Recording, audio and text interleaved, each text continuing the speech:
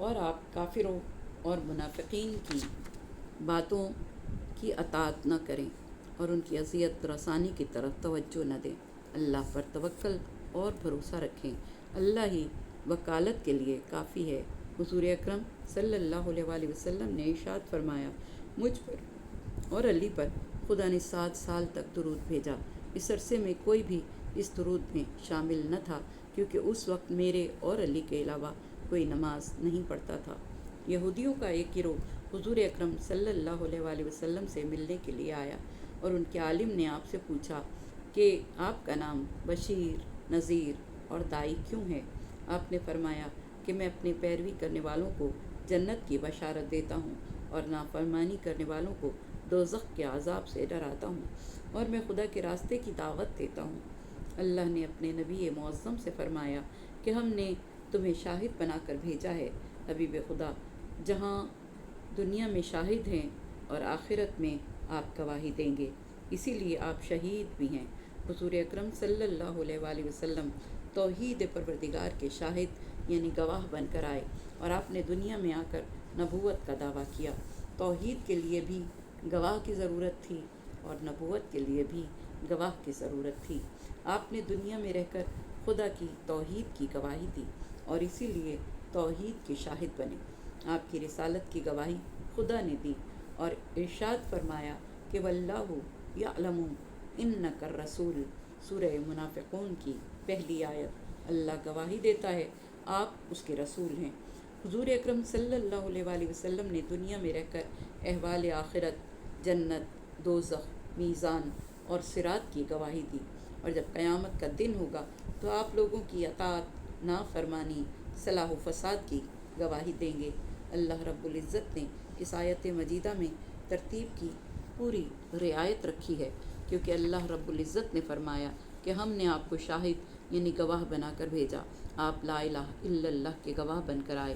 جو بھی شخص خدا کی توحید پر ایمان لائے گا تو آپ اس کو جنت کی بشارت دیں گے۔ اسی لیے اللہ تعالیٰ نے لفظ شاہد کے بعد کہا و مبشرہ، اور بشارت دینے والا بنا کر بھیجا۔ اور جو حضور اکرم صلی اللہ علیہ وآلہ وسلم کی تبلیغ سن کر بھی ایمان نہ لائے تو آپ کا کام یہ ہے کہ اسے دوزخ کے عذاب سے خبردار کریں۔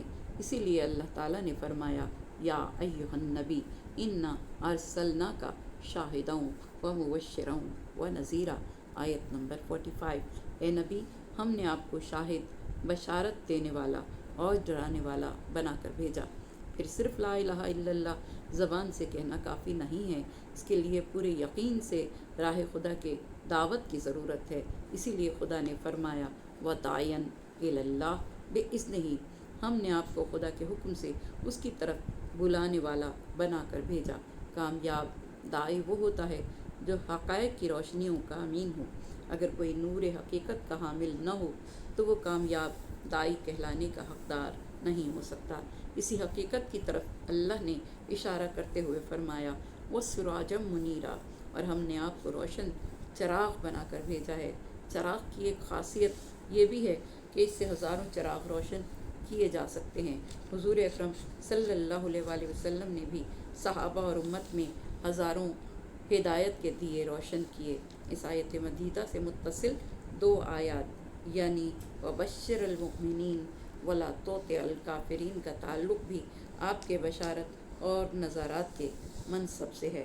بشر المؤمنین کی آیت آپ کے مبشر ہونے کا ثبوت ہے، ولا تطع الکافرین کی آیت آپ کے نذیر ہونے کی دلیل ہے۔ اے اہل ایمان، جن عورتوں سے تم نے نکاح کیا اور زفاف سے قبل تم نے ان کو طلاق دے دی ہو تو ان پر تمہاری عدت میں بیٹھنے کا کوئی حق نہیں ہے۔ تم انہیں کچھ نہ کچھ فائدہ پہنچاؤ اور آبرو مندانہ طریقے سے انہیں رخصت کر دو۔ آیت نمبر 49۔ امام محمد باقر علیہ السلام نے فرمایا کہ جس عورت سے نکاح ہو جائے اور زفاف کی نوبت نہ آئی ہو اور شوہر طلاق دے دے تو عورتوں کے لیے کوئی عدت طلاق نہیں۔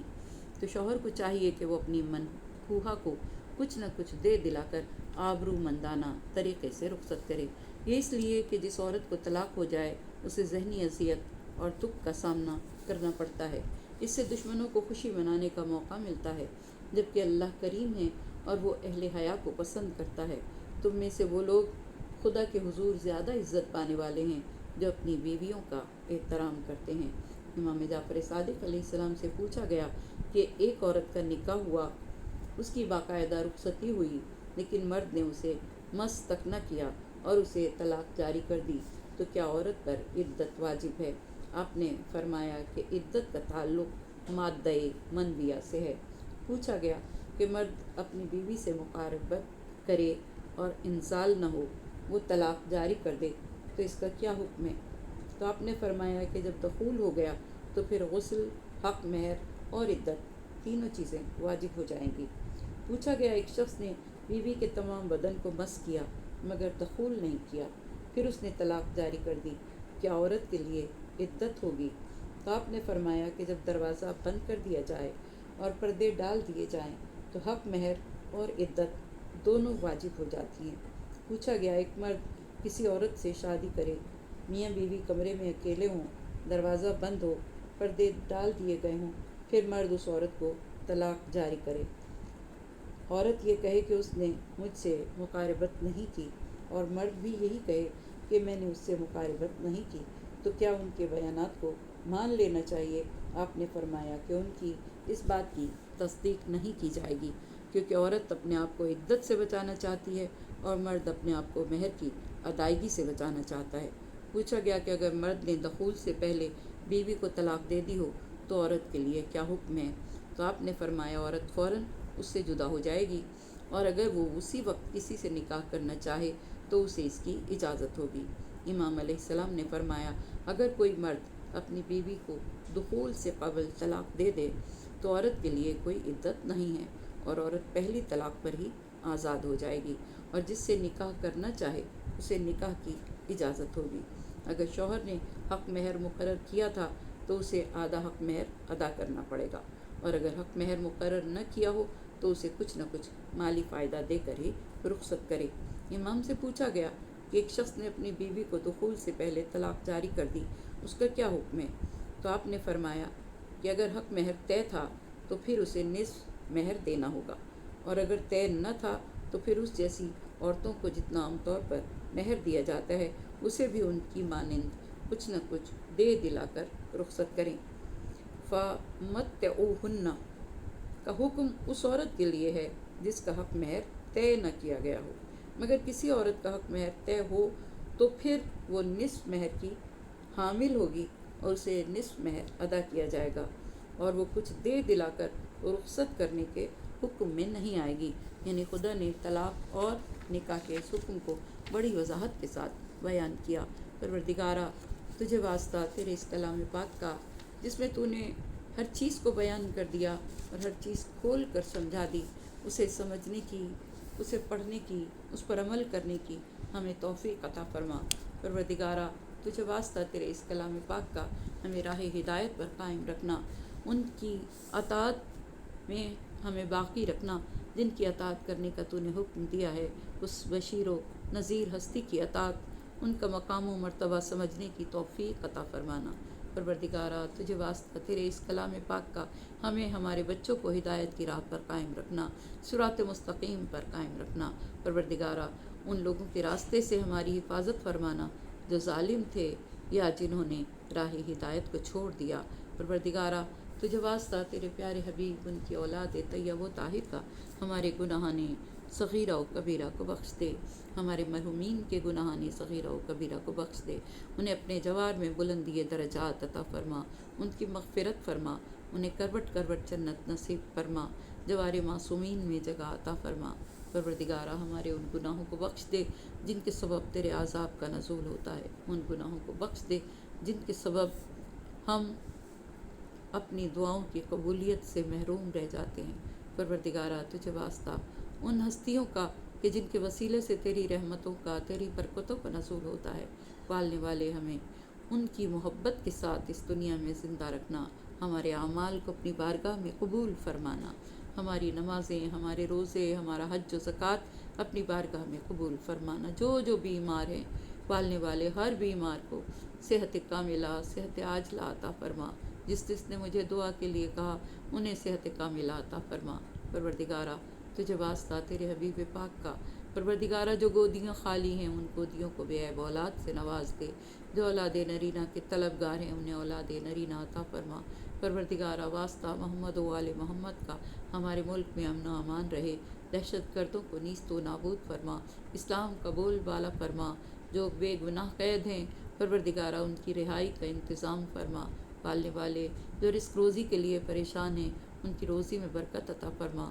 ہمارے جو بچے امتحان دے رہے ہیں پالنے والے انہیں سنہری کامیابی عطا فرما۔ محمد و آل محمد کے صدقے میں ہماری اولاد کو دنیا اور آخرت میں ہمارے لیے باعث زیب و زینت بنا، ان کو ہدایت کی راہ پر قائم رکھ۔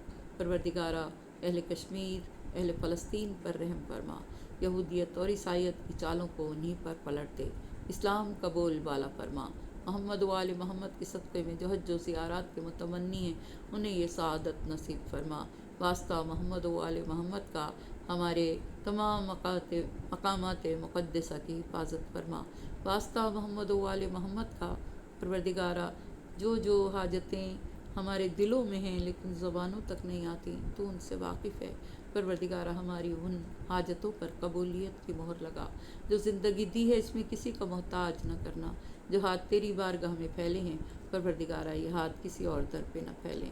پروردگارہ واسطہ محمد و آل محمد کا جو زندگی دی ہے اس میں کسی کا محتاج نہ کرنا، چلتے ہاتھ پیروں کے ساتھ اٹھانا، وقت آخر ایمان نصیب ہو، کلمہ نصیب ہو، ایمان کی حالت میں دنیا سے رخصت ہوں، وقت آخر زیارت معصومین نصیب ہو، شہزادی کونین وقت آخر ہمارے سرہانے تشریف لائیں اور شہزادی کونین ہمیں حسین کے عزاداروں میں شمار کریں۔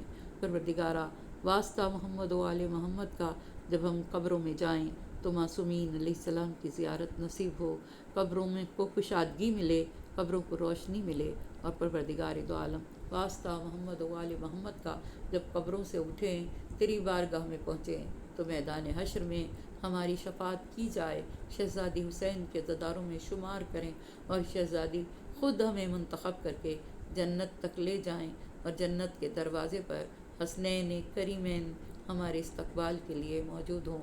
پروردگارہ یہ زندگی آخرت کا پیش خیمہ ہے، اس زندگی میں ہمیں ہدایت کی راہ پر قائم رکھنا، آمین ثم آمین۔ اور ہمارے امام کے ظہور میں تعجیل فرما، ہمارے امام کے ظہور میں تعجیل فرما، ہمارے امام کے ظہور میں تعجیل فرما، آمین یا رب العالمین۔